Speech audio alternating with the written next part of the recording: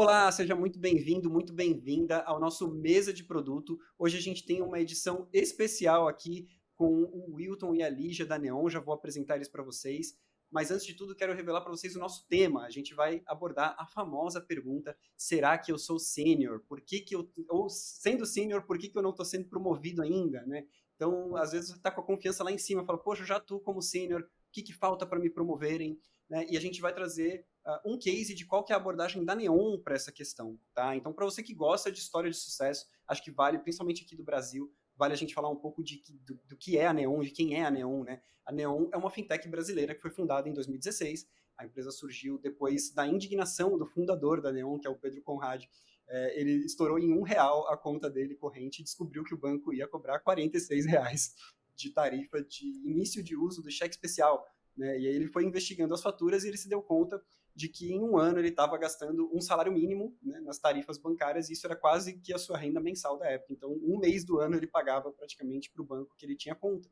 Né? E aí ele ficou indignado, como qualquer pessoa ficaria, e pensou, né, sobre os milhares de brasileiros que perdem seu dinheiro todo ano com essas taxas substanciais, e a partir daí surgiu a Neon, né, a primeira conta digital do Brasil. Então é super bacana conhecer a história da Neon e o que é a Neon hoje, né? Surgiu ali com o Pedro devendo R$ 1 de cheque especial, e o que é a Neon hoje. Né? Então a Neon foi se consolidando como uma das maiores fintechs do país, né? Oferecendo para os clientes um portfólio super completo ali de cartão de débito, cartão de crédito sem anuidade, empréstimo pessoal, consignado, investimentos em CDB, cashback, enfim, uma série de diversas formas de pagamento, né? E outros produtos pensados ali para o trabalhador brasileiro. E hoje, eles adquiriram também a MEI Fácil, né? Então, por onde eles oferecem serviços financeiros e educação para microempreendedores do Brasil inteiro. A Neon bateu 30 milhões de clientes, né? Começou ali com o Pedro devendo R$ 1, indignado com isso, criou a Neon e hoje bateu 30 milhões de clientes.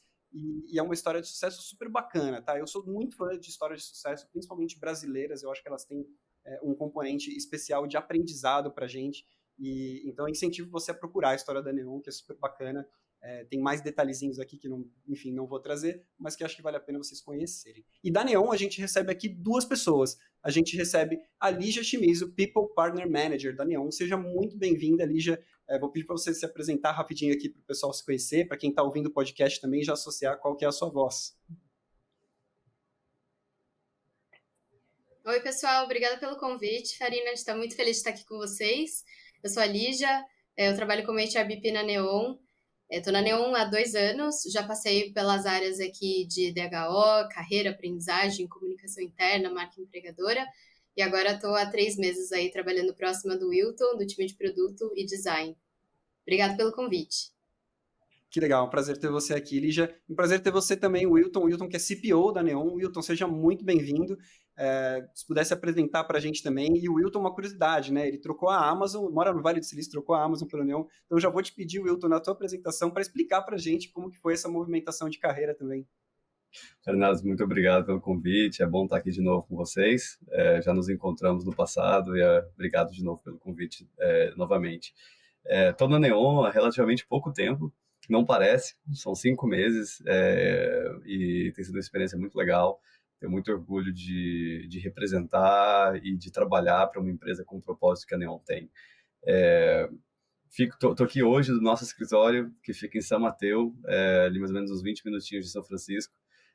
O escritório da Neon, muita gente não sabe, né, mas a gente realmente opera com 2 escritórios principais. A gente tem o nosso escritório em São Paulo, a Neon é remota, mas temos o escritório principal em São Paulo, e temos o escritório aqui em São Francisco, onde a gente trabalha com principalmente algumas das lideranças técnicas da empresa. E posso puxar essa pergunta, Fernando, por que trocar a Amazon pela Neon? Engraçado, né, que parece tão óbvio hoje, quando eu olho para trás. Vou tentar responder essa pergunta com 2 lados, um profissional, outro pessoal, tá? A minha história, quando você pega, eu sou engenheiro de formação, passei boa parte da minha carreira empreendendo, criando empresas, e foi assim que eu entrei em produto, né? Eu não estudei produto, eu fiz produto porque eu tinha que criar software, eu tinha que criar coisas para os clientes e achar qual era a dor principal para criar um business que funcionava. E quando eu entrei na Amazon, foi muito com a ideia de era temporário. Eu queria me tornar um melhor empreendedor aprendendo numa empresa como a Amazon. E quando eu entrei em 2018, eu comecei na Amazon em Londres, depois eu mudei aqui para Sunnyvale. a Amazon tinha 500 mil funcionários. Agora que eu saí, a Amazon tinha 1.800.000 funcionários. Então, desde aquela época, eu já falava, cara, muita gente. Eu sou um pedacinho de uma máquina muito grande. E eu sentia bastante falta do propósito, da visão macro, de você pensar na estratégia da empresa como um todo. E eu queria voltar para uma coisa assim. Então, a Amazon me deu muitas coisas boas. Aprendi pra caramba. Eu realmente acho que eu saí bem melhor da Amazon do que eu entrei. É uma grande escola. Para mim, a melhor escola de produto que tem hoje no mercado entre as Big Techs. A gente pode falar um pouco mais disso se você quiser. Mas a Neon, então, pessoalmente, fazia muito sentido. Quando eu conversei com o Pedro e com o André Madeira, que foi, na verdade, quem me trouxe, André Madeira é nosso CTO. A Neon, ela tem um sweet spot que eu nunca trabalhei. Ela não é pequenininha como foram minhas empresas, eu nunca tive sucesso como o Pedro teve em criar uma empresa do tamanho da Neon, mas ela também não é gigante como a Amazon, né? Então a gente tem mais ou menos uns 1.600 funcionários, onde a gente ainda tem um roadmap que dá para você entender, dá para você acompanhar, dá para você ver o impacto nos clientes, dá para você ver benchmark, dá para você sentir como o seu trabalho no dia a dia impacta milhões de brasileiros. Então, isso foi um negócio que bateu muito comigo. O propósito do Pedro também com a Neon, a gente está aqui para criar caminhos para que os brasileiros tenham uma vida financeira melhor. E isso bate muito comigo, sabe? Eu acho que quando você mexe no bolso das pessoas, na capacidade deles gastarem, na capacidade deles construírem um futuro, isso eu tenho orgulho de trabalhar numa empresa que foca nisso, sabe? Então, depois, assim, eu tive um momento de conversa com o Pedro, lá em São Paulo, em que ele virou para mim e falou, Wilton, você que vai sair da Amazon, a gente já entendeu. Você pode ir para uma outra empresa aí no Vale, onde você vai ser o PM para construir uma feature, um produto, até um conjunto de produtos. Eu tô te chamando para construir uma empresa. Você quer vir? E aí eu acho que isso bateu muito comigo. Então, acho que resume para você entender por que eu tô aqui e muito do charme ali do André Madeira e do Pedro também, para me convencer. Conta muito, né? Conta muito. Você falando, eu lembrei agora das minhas conversas com o Marcel para vir aqui para a PM3 também, né? E foi esse carisma conta bastante, realmente, né? De você sentir esse propósito, enfim. No meu caso, ligado à educação, mas acho que a questão da vida financeira também, passei por fintech, acho que é um propósito super bacana, né? E aí, já que você falou um pouco da carreira, eu já queria até entrar de cabeça aqui no nosso tema, né? E eu dei o spoiler ali no comecinho, que um dos maiores dilemas que a gente tem de carreira em relação à senioridade, né? Acho que todo mundo já deve ter passado por isso, todo mundo que é sênior, especialista, líder, já deve ter passado por isso.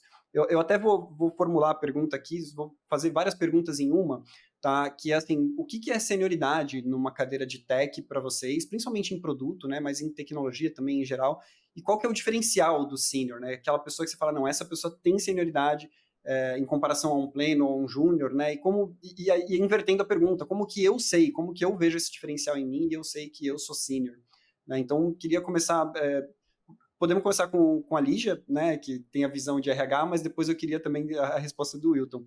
Lígia, você como RH ali, como que você vê essa questão da senioridade? Karina, acho que a nossa história aqui na Neon, né, como aqui a gente não chama de RH, a gente fala que é o nosso Teamex. Nossa história de Teamex com Leather começou ali um ano antes do Wilton chegar. A gente entende assim que Leather tem, né, esses dois olhares assim, quando a gente fala em termos de carreira, ajudam a gente a construir tanto maior clareza, né, para as lideranças avaliarem seus times, quanto para a própria pessoa ter uma clareza de progressão de carreira, quanto dá uma maior flexibilidade quando a gente tem ajustes de time ou times estão se reestruturando. Então, eu acho que como estratégia de talentos, assim, dentro do Timex, a gente entendeu que ter mais clareza do que é esperado de determinado nível, né? E fazer isso de uma forma mais clara para áreas técnicas potencializaria para a gente esse olhar de senioridade. Então, eu acho que muito se fala sobre ser sênior, sobre estar efetivamente numa posição de senioridade, mas o que isso significa na prática, né? Então, foi isso que a gente quis trazer em termos de carreira quando a gente aborda uma carreira mais técnica ou temáticas de leather aqui para os nossos talentos. Super bacana. E para você, Wilton, como que é, né, aí pegando esse trabalho parte como usuário da Ladder, né, como CPO, mas também como a liderança ali que está avaliando muitas vezes a senioridade dos teus liderados. Como que é isso para ti, assim? O que você vê e fala, não, isso aqui agora essa pessoa merece, sabe? Vou te dar uma resposta pensando assim, primeiro na cadeira de quem está se questionando sobre senioridade, para alguém que está pensando na sua progressão de carreira. É muito importante você pensar no contexto da empresa. Qual que é a política de promoção da empresa?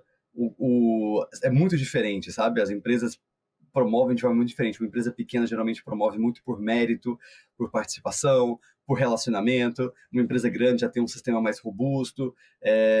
Existe uma ladder, não existe uma ladder. A ladder é bem feita, é mal feita, porque tem, sabe, são todos... Então, sempre quando você se questiona sobre o seu posicionamento na senioridade, tem que ter um entendimento de qualquer política de crescimento na empresa.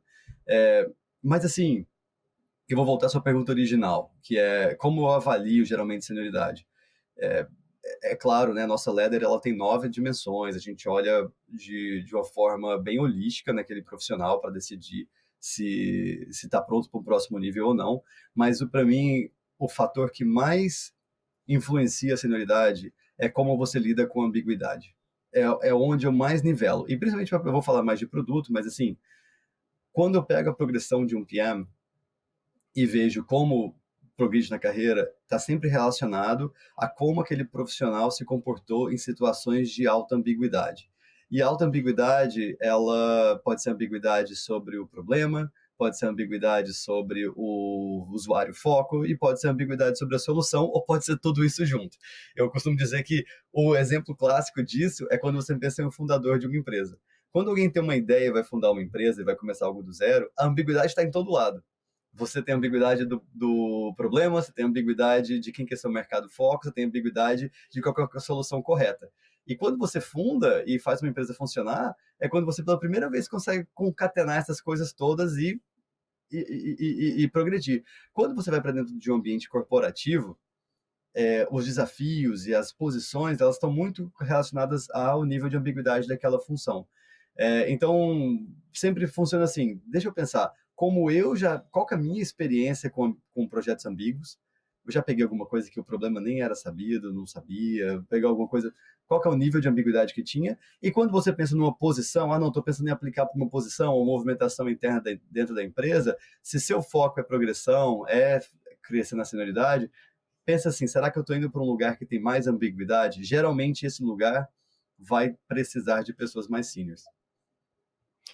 Pois é, e isso acaba criando uma subjetividade para a pessoa que se vê como sênior, mas que não foi reconhecida ainda, né? Porque, como você trouxe ali da questão da ambiguidade, aí a pessoa olha para o lado, né? Tem uma outra pessoa de produto lidando, às vezes, com um contexto de maior ambiguidade, de maior indefinição, e tomando decisões, né? Porque é uma pessoa sênior, está tomando decisões ali, está fazendo boas apostas, e aí a pessoa que está ali se julgando e se comparando, ela olha e fala assim, mas essas decisões são óbvias, né? Não tem nada demais, mas talvez se você trocasse as pessoas de lugar, aquela pessoa que está se questionando não ia tomar decisões tão boas, só que é muito difícil você fazer a pessoa perceber isso, né? Então, até agora eu vou inverter, vou passar primeiro para o Wilton, mas depois eu quero ouvir a Lígia também. Como que pode ficar mais claro para essa pessoa que, assim, quando ela não está vendo essa diferença, né? Quando ela olha para o lado e acha que o contexto dela tem o mesmo nível de ambiguidade, ou que ela tomaria as mesmas decisões, mas você que é líder sabe que não, e às vezes você tem que dar esse feedback para essa pessoa de um jeito que provavelmente ela não vai entender, ou vai falar assim, não, mas é viés, é preferência, é panelinha, é qualquer outra coisa que a pessoa queira dizer, mas que a gente sabe, a gente líder sabe que não é, né? Só que às vezes é muito difícil explicar. Você já passou por essa situação, né? Tanto de um lado ou do outro da bancada, vamos dizer assim, né? Como é que Não, foi para com ti? certeza. Acho que todo mundo que já geriu um time já passou por isso de certa forma. A primeira coisa é a seguinte, essa questão de olhar, de querer se comparar com a pessoa, né, que está num cargo ao lado, não funciona. Eu sempre... É um caminho que eu geralmente falo, pessoal, não olha, você não conhece o contexto, não sabe qual que é o... Sabe, são as pessoas mais que pareça de fora, você não tem profundidade suficiente para se comparar, porque você conhece tudo que você faz e conhece só um pedacinho do que a outra pessoa faz. Então, não é o jeito certo de se comparar, não faça assim. E só um ponto sobre isso, né? Às vezes você não sabe nem se a sua liderança está feliz com o trabalho daquele par, né? Você está se comparando, mas você não sabe que aquele par às vezes está com uma yellow flag, está recebendo feedback de melhoria. Então, assim, cuidado, né? É isso mesmo. Mas aí assim, o exercício para mim que melhor funcionou, primeiro, né? Vamos começar nas premissas. Você não pode ter uma critério de promoção baseado só na sua avaliação. Toda promoção, ela é um balanço de percepções. Então, pode ser entre você e o seu HRBP, no nosso caso aqui o Teamax, que participa muito dessas avaliações, ou com o manager, ou com um painel. A gente às vezes tem, na Amazon, por exemplo, as promoções de L7 para cima eram todas promoções colegiadas, né? Então, você tinha todo um painel para avaliar. Então, o que eu gosto, falo assim, de forma pragmática, tá? De fazer, quando você tem uma ladder, quando você tem critérios de o que é esperado em cada nível, e você se vê num nível e olha para o próximo, eu faço uma tabelinha chamada Gap Analysis, que eu coloco, no nosso caso, uma planilhazinha, as 9 dimensões da ladder, o que é esperado no meu cargo atual, o que é esperado no meu próximo cargo, e eu coloco 3 colunas, esperando que a pessoa faça um self-assessment com 3 evidências do que ela acha que ela tá entregando naquela dimensão. E aí a gente consegue ver, tô ali, já passei o que acho que eu passei o que eu preciso para o próximo nível, tô no próximo nível ou ainda tô lagging, ainda preciso. Ninguém nunca faz um checklist completo, não é um checklist, é uma avaliação. E aí a gente, o time, né, eu faço isso no meu time, vai lá, completa seu gap analysis, volta e a gente faz uma avaliação sobre a relevância das evidências que você colocou. Porque às vezes a evidência é muito óbvia para a pessoa, mas não é muito óbvio para o gerente, ou o gerente tem uma outra evidência que a pessoa não traz. E aí esse artefato de falar sobre o gap analysis desse sentido, ele passa a ser muito mais objetivo, e ele passa a ser construído. Você pode passar 1 ano construindo aquele gap analysis, até 2 anos construindo aquele gap analysis para fazer um plano de promoção. Quanto mais senior, mais complexo fica. Então, na minha experiência, isso funcionou muito bem. Talvez é o melhor artefato que eu já usei para esse tipo de desafio, igual você falou. Super bacana. E você, Lígia, do ponto de vista, agora que eu sei o nome, vou falar certamente, do ponto... Anti-Max, né? Como que vocês abordam essa questão também? Acho que esse ponto que o Wilton trouxe, acho que você comentou, né, de dar feedback, a gente, como Teamax, eu vejo que a gente tem responsabilidade de fazer os guardrails de como isso funciona, né? Porque na prática, a gente fala assim, a liderança tem que fazer one-on-one. Mas a gente sabe que entra na loucura do dia a dia, né? Muitas vezes essa questão de acompanhamento e follow-up, feedback constante, não é muitas vezes a prioridade da liderança. Então, contando um pouco como funciona aqui a nossa gestão de talentos, a gente tem ciclos semestrais, alinhados com o nosso ciclo, né, de estratégia da Neon. E a gente chama de 3 momentos: o check-in no começo do ciclo, o checkpoint, que é o momento que a gente está agora, e o check-out no final do ciclo. Ou seja, a cada 3 meses a gente faz um movimento, né, como o Teamax, de incentivar a liderança a entrar na nossa ferramenta de avaliação e descrever como que essa pessoa tem entregue aqueles 3 a 5 principais itens que foi acordado para a entrega do ciclo, né? E aí a gente faz a avaliação da entrega em si, ou seja, do impacto que esse Neowner fez dentro do que foi acordado, e também o como, né? E aí entra muito esse olhar da Ladder, e a gente está nesse momento, né, como a gente tombou a Ladder agora em abril, de fazer o checkpoint com base na Ladder, ou seja, quando a gente abriu o ciclo, a gente não tinha ainda tombado, então as expectativas foram em cima da nossa antiga matriz de competência, e agora a gente está fazendo esse checkpoint em cima da Ladder.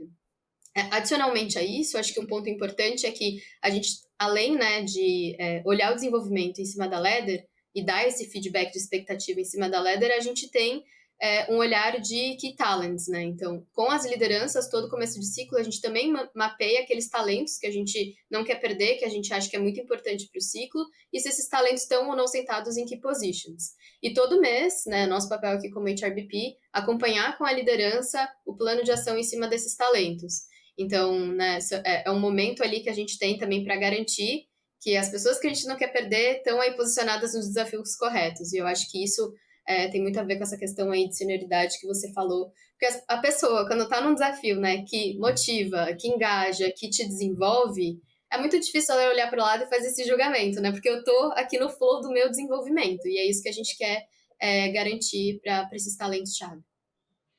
Bem legal. Eu gosto bastante, eu acho que a abordagem de ladder realmente, ela é uma regra do jogo ali que combina bem e traz uma certa tranquilidade, né? Eu lembro que a primeira vez que eu me senti sênior, né? Hoje eu sei que eu não era, mas a primeira vez que eu me senti sênior, me senti injustiçado de não ser promovido, não tinha uma ladder, né, no lugar. Então, o que eu fiz foi exatamente o que o Wilton falou para não fazer. Eu me comparei, né? Falei, bom, já que não temos um documento escrito quais são as dimensões, o que é esperado de um cargo ou de outro, eu olhei para o lado e falei, olha, essa pessoa é sênior, aquela ali também, eu entrego igual, né? E aí, o que falta, né? E acho que a Ladder, ela traz essa regra do jogo, né? Mas, assim, claro, é melhor ter do que não ter. Mas acho que ela ainda, muitas vezes, ainda traz aquela dificuldade de, como você falou, não é um checklist, né? Mas às vezes a pessoa olha o checklist e fala, eu faço isso, faço isso, faço isso, faço isso, faço isso, cadê minha promoção? Né? Só que é muito difícil você quantificar, por exemplo, ambiguidade, que eu concordo que é um dos fatores principais ali, né, de senioridade. É muito difícil você quantificar isso, né? Então, como que isso vem, assim, vem de uma forma de uma... você falou que as promoções são colegiadas, né, em alguns níveis e tal, eu gosto, já participei de algumas promoções colegiadas também. É devolvido um feedback, esse feedback vem do grupo que avaliou a promoção, vem da liderança, e como é que é trabalhado esse feedback, por exemplo, principalmente quando tem a negativa, né, que é a frustração maior, né, a pessoa acredita que ela está pronta, ela se submete a uma promoção, vem esse feedback, e geralmente, o que acontece depois dali, assim? Acho que vale começar primeiro do ponto de vista de Teamax, se você puder dar uma visão geral, né, de como o Teamax trabalha com todas as áreas, mas depois eu queria aprofundar em produto especificamente. Hoje, como funciona o nosso checkout na final de ciclo? A gente faz uma autoavaliação, então todo neowner imputa, né, como acha que rodou durante o ciclo, como foram as entregas, como está aderente à cultura, e a gente consegue escolher até 4 pessoas para fazer a nossa 360.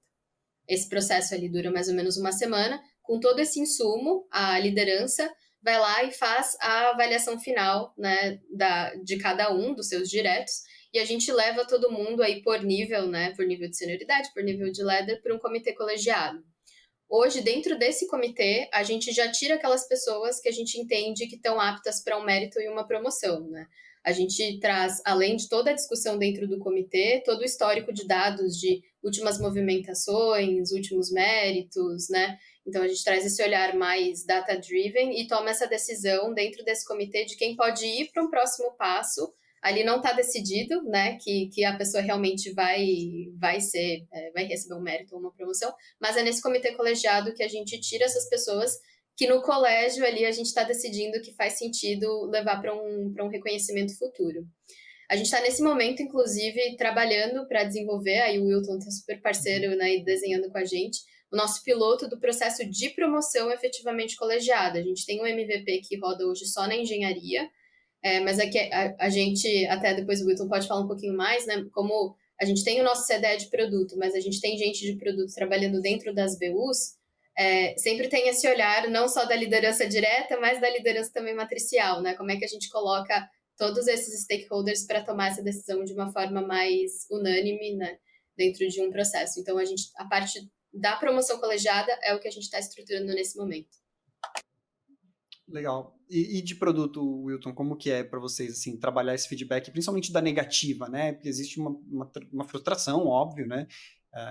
E depois, principalmente quando é ciclo, né? Aquela questão de assim, então se é um ciclo anual, por exemplo, eu falhei nesse só daqui a um ano, né? Ou se é semestral, só daqui a um semestre, né? E às vezes dá aquela sensação de ficou longe, né? Como que você trabalha isso no one-on-one? Como é que você acha que...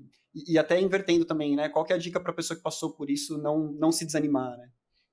Isso eu acho que, assim, eu acho que o papel mais crítico aqui é da liderança de produto, que está ajudando aquela pessoa do seu time a ser promovido. Essa ajuste de expectativa, porque, vamos, assim, você dá um step back, pensa assim, o que é uma promoção? É uma situação super difícil, porque você tem uma pessoa que provavelmente está mandando muito bem no cargo atual, suficientemente para a gente querer promover. E quando você, igual você falou, o risco da negativa, você não quer frustrar uma pessoa que está mandando bem. Mas do ponto de vista da empresa, a promoção tem muito a ver com uma avaliação de risco. Que é mais ou menos assim, por que ela está performando bem naquela outra área, naquele outro nível, o próximo, não quer dizer que ela vá. E aí você tem vários casos, vocês podem procurar, de pessoas que foram promovidas e eventualmente foram desligadas porque não performaram no próximo nível.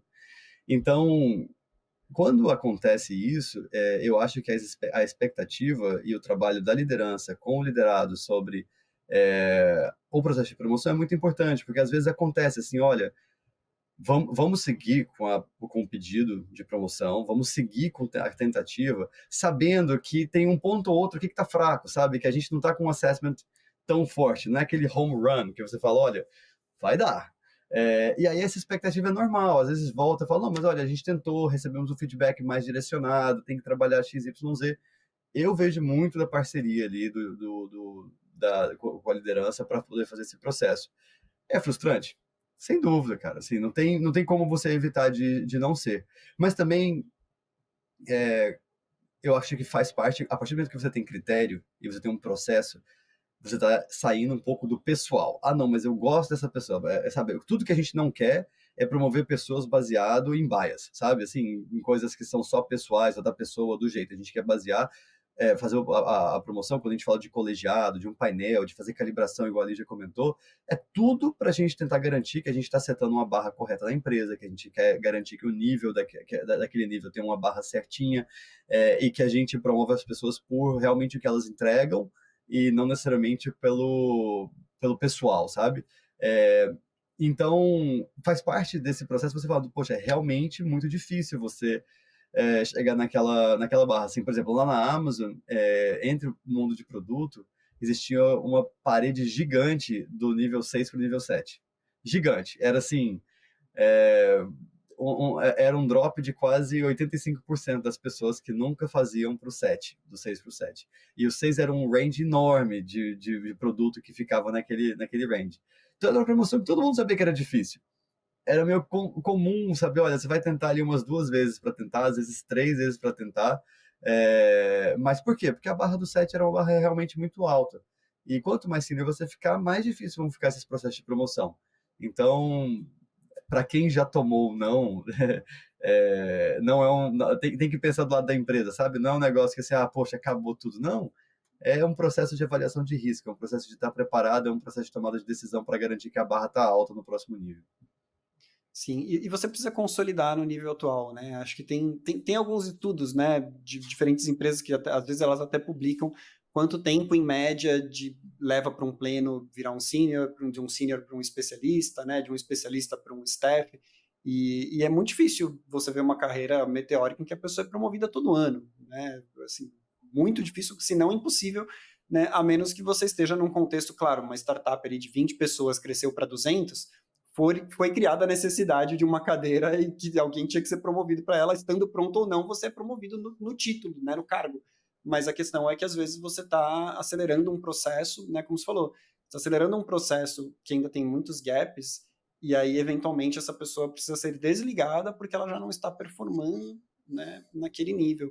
E realmente acho que a gente tem que, né, para quem está me colocando agora na posição, né, da pessoa que queria ser promovida ali e tal, acho que eu deveria ter tido um pouco mais de cuidado com a minha carreira, de não querer acelerar também, né? Ainda bem que negaram, na verdade.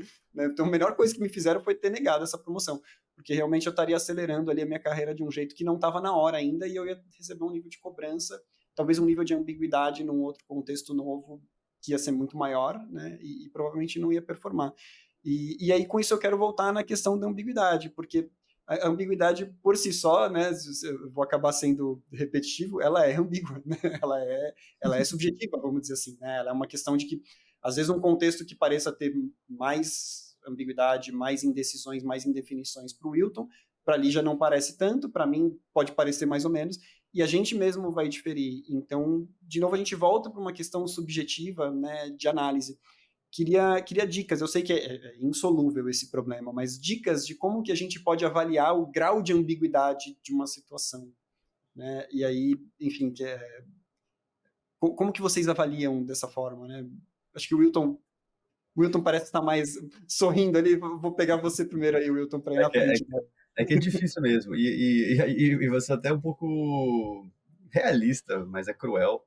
É que também o nível de ambiguidade está na pessoa que está performando o trabalho. Deixa eu tentar dar um exemplo da Neon. para você ver se consegue materializar. Pix é um fenômeno no Brasil. Lugar muito especial, que está acontecendo uma revolução no sistema financeiro no Brasil com Pix. Se eu viro para você e falo assim, Fernando, você é o PM de Pix.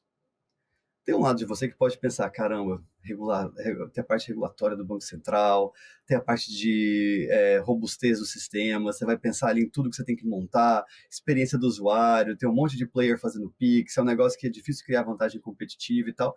Pode ser que você fala, não tem muita ambiguidade, eu tenho que implementar o que o Banco Central pediu. E vários players fazem. Fernando, qual que é o futuro de cartão de crédito e Pix? Uma vez que você pode passar Pix no crédito e Pix começa a ter um trabalho no crédito com você. O futuro do sistema financeiro continua passando pelo cartão de crédito e continua passando pelo Pix junto de uma função crédito? Ou pode ser as duas coisas juntas? O que vai ser? Bum! Abriu um mundo de ambiguidade para você. Ninguém tem essa resposta hoje. A gente, como Neon, a gente está trabalhando aqui, sabe? O Brasil já amadureceu. Você pode passar Pix parcelado agora, você pode passar Pix no crédito, você continua tendo cartão de crédito, tem o wallet acontecendo com todos os smartphones. Você consegue entender como, de repente, você abriu um mar de oportunidades como PM do Pix para coisas que você não estava pensando antes? E eu acho que isso tem muito a ver com a pessoa que está tocando aquele tema. Uma pessoa que não tem a maturidade ainda para lidar com esse tipo de ambiguidade, vai ficar muito focado no tático, no implementar o regulatório, em estar ali, sabe, entregar o que é o basicão, o que é esperado, o que é menos ambíguo.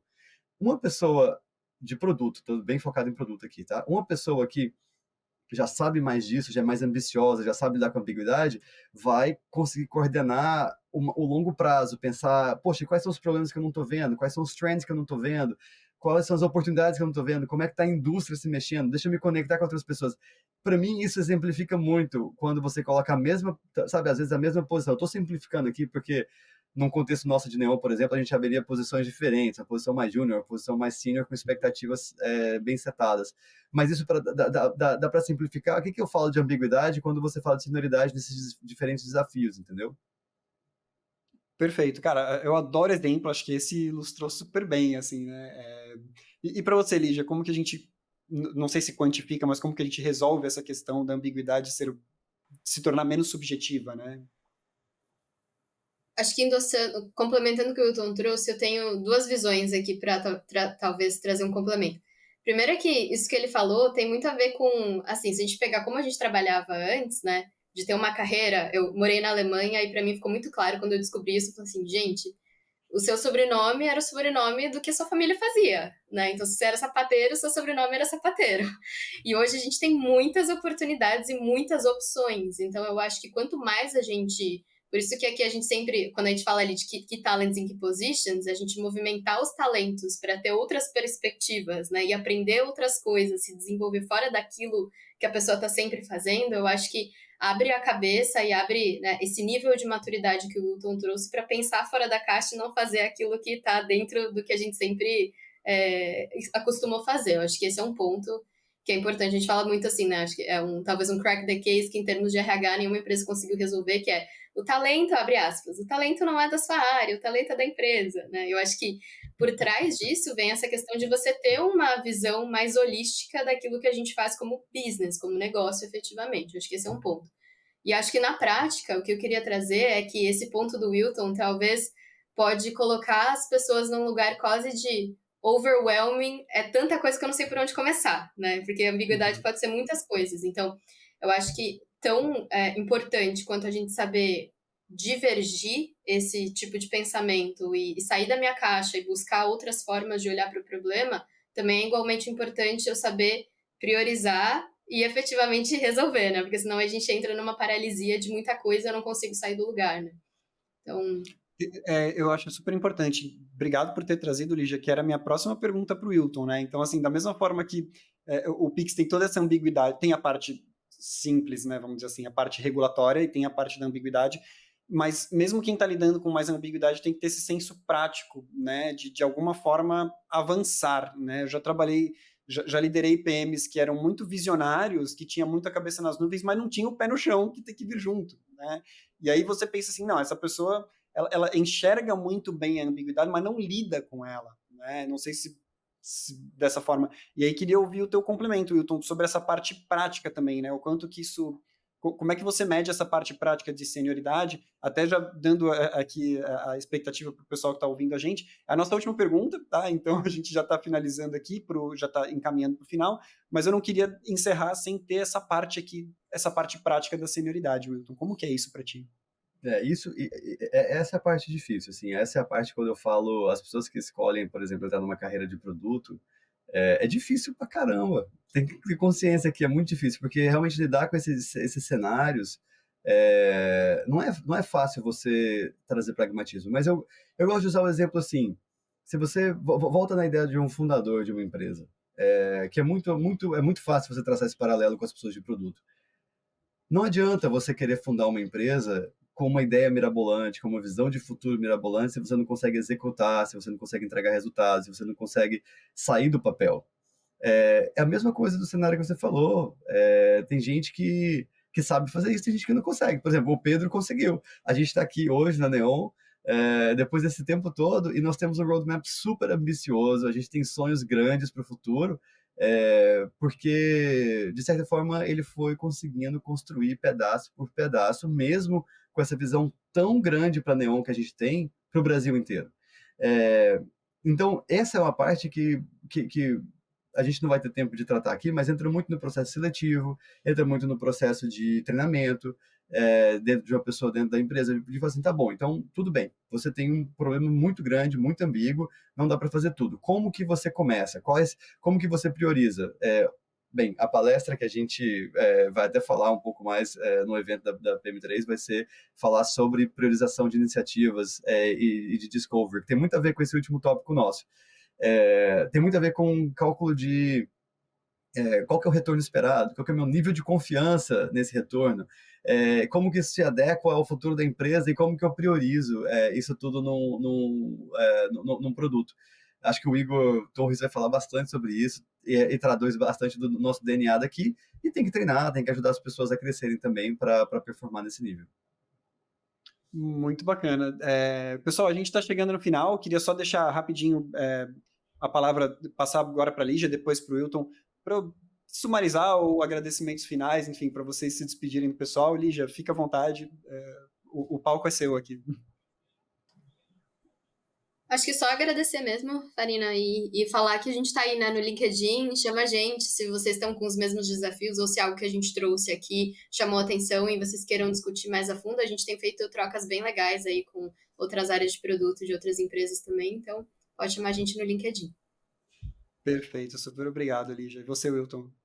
Muito obrigado pelo convite, obrigado pelo papo, foi ótimo. Pessoal de produto que gosta de fazer produto, gosta de fintech, acha a gente no LinkedIn, fala com a gente. A Neon tem uma comunidade forte de produto que só cresce, e se você tiver interesse, fala com a gente. Muito bacana. De novo, obrigado, Lígia, obrigado, Wilton. Para você que ficou até o final, não deixa de deixar o seu like aí, enfim, de ativar, de assinar o nosso canal para ficar por dentro. A gente está trazendo sempre conteúdos super bacanas e práticos com o pessoal que está dentro das empresas executando, né? Então, conteúdos que vocês podem colocar em prática hoje, né? É sempre o nosso DNA da PM3 aqui, é super trazer conteúdos práticos e conteúdos que impactam, conteúdos que vão trazer resultado. Então, se você gostou, deixa o seu like aqui, isso ajuda a gente a saber que você está gostando e produzir mais conteúdos como esse, né? E a gente, enfim, volta no próximo episódio. Muito obrigado, até a próxima.